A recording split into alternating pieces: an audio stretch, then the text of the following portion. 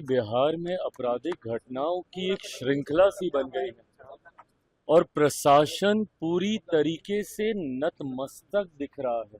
बिहार में जिस तरीके से हत्या, अपहरण, लूटमार, डकैती, बलात्कार एक के बाद ऐसी श्रृंखला बन गई है। कोई भी अपराधी आपके राज्य में आपराधिक घटनाओं को कैसे अंजाम दे रहा है प्रशासन के रहते हुए, या तो फिर इसमें प्रशासन की मिली भगत है और या फिर प्रशासन इस पे लीपापोती करने का कार्य कर रहा है।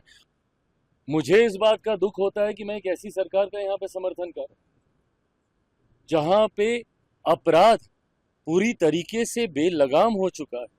देखिए, एक के बाद एक जिस तरीके से बिहार में आपराधिक घटनाओं की एक श्रृंखला सी बन गई है और प्रशासन पूरी तरीके से नतमस्तक दिख रहा है अपराधियों के सामने।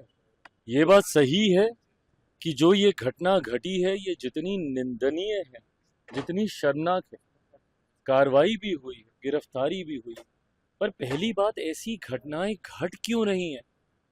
बिहार में जिस तरीके से हत्या, अपहरण, लूटमार, डकैती, बलात्कार एक के बाद ऐसी श्रृंखला बन गई है और अब तो ऐसा लग रहा है जैसे प्रशासन पूरी तरीके से नाकामयाब है इन घटनाओं को रोकने के लिए। और अगर ऐसे ही चलता रहा तो ये आने वाले दिनों में एक बहुत भयावह परिस्थिति उत्पन्न कर देगा हमारे प्रदेश के लिए। उत्पन्न हो चुकी है। जिन परिवारों ने अपनों को खोया उनका हालात पूछिए, जिन बच्चियों के साथ इस तरीके से दुष्कर्म हो रहा है उनके हालात पूछिए। आज अगर इस तरीके की बातें भी कही जाती हैं कि चुनाव के कारण ऐसी गतिविधियों को असामाजिक तत्व अंजाम दे रहे हैं, अगर चुनाव भी एक कारण, और मैं भी मानता हूं कहीं ना कहीं कि संभवतः चुनाव भी एक कारण है, सरकार को बदनाम करने की साजिश के साथ संभवतः इन घटनाओं को अंजाम दिया जा रहा है, पर तब भी जिम्मेदारी तो प्रशासन की ही है ना इसको नियंत्रित करने की। कोई भी अपराधी आपके राज्य में आपराधिक घटनाओं को कैसे अंजाम दे रहा है प्रशासन के रहते हुए, या तो फिर इसमें प्रशासन की मिली भगत है और या फिर प्रशासन इस पे लीपापोती करने का कार्य कर रहा है, और या फिर पूरी तरीके से प्रशासन निकम्मा हो चुका है और अब इनके बस का नहीं है बिहार और बिहारियों को सुरक्षित रखना। ऐसे में पुनः एक बार मैं बिहार सरकार से आग्रह करूंगा, जरूरी है समय रहते हम लोगों को इसके ऊपर कार्रवाई करने की। मुझे इस बात का दुख होता है कि मैं एक ऐसी सरकार का यहाँ पे समर्थन कर रहा हूं जहां पे अपराध पूरी तरीके से बेलगाम हो चुका है।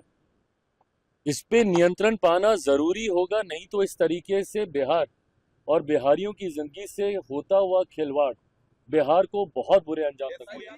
राजनेताओं को बयान देने के पहले अपने गिरेबान में भी झांकना चाहिए। जो लोग बिहार की कानून व्यवस्था पर सवाल खड़े कर रहे हैं, पहले ये तो सुनिश्चित करें कि उनके दल में आपराधिक प्रवृत्ति के लोगों को एंट्री नहीं मिलेगी।